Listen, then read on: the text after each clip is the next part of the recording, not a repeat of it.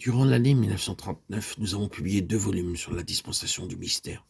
Le volume 1, le plus important des deux, a couvert un domaine plus large sous le titre de Toutes choses en Christ. Ce dernier a été réimprimé, réédité et est toujours disponible. Le volume 2 fut plus spécifique en ce qui concerne le ministère de Paul et l'Église. Ce second volume était épuisé pendant un certain temps, et bien que nous ayons eu beaucoup de demandes à son sujet, il y a eu une retenue inhabituelle à le réimprimer sous sa forme originale. Mais il y avait un fardeau croissant de mettre par écrit l'essence de ce ministère particulier du mystère.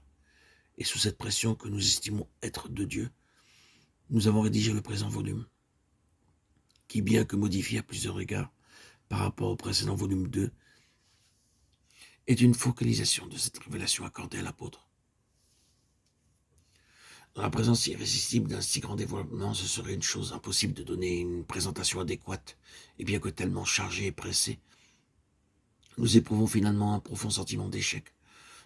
Nous ne pouvons faire que jeter ce pain à la surface des eaux et croire qu'en tant que message de Dieu, en un temps opportun, il peut toucher quelques cœurs préparés.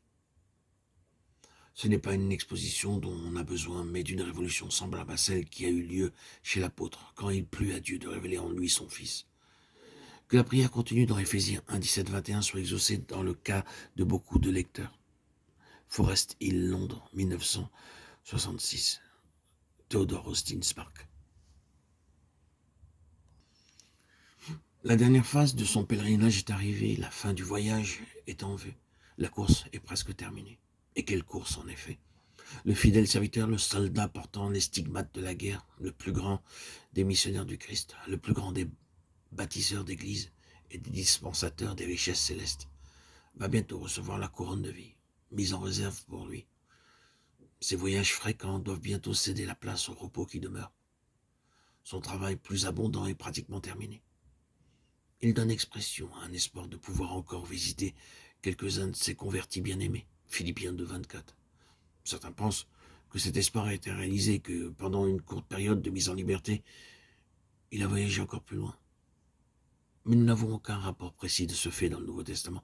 Il est maintenant emprisonné à Rome et Luc achève son récit par la période dans ce lieu, dans sa maison qu'il avait louée. Cet homme qui a vu la souveraineté de Dieu dans toutes les vicissitudes de sa vie n'a pas manqué de le faire lors de cette arrivée à Rome et en y séjournant un séjour tellement différent de ce qu'il avait espéré et attendu. Romains 1,15.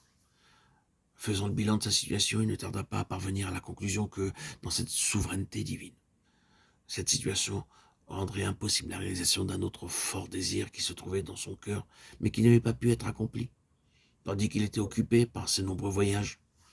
Chacune des lettres plus ou moins longues qu'il avait écrites l'avait été en relation avec quelques situations et besoins particuliers.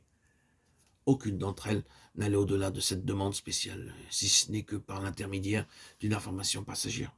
Au cours de ces longs voyages, alors qu'il exerçait son métier pour subvenir à ses besoins et pour rendre impossible à des critiques de dire, à juste titre, qu'il vivait aux dépens de ses convertis par des expériences spéciales et extraordinaires, comme être ravi jusqu'au troisième ciel, dans une vision ou un songe, et entendre des paroles ineffables de Corinthiens 12, 1 à 4, sans oublier ces 2 années dans le désert d'Arabie, ni plusieurs années de solitude à Tars peu de temps après sa conversion, et un long emprisonnement à Césarée.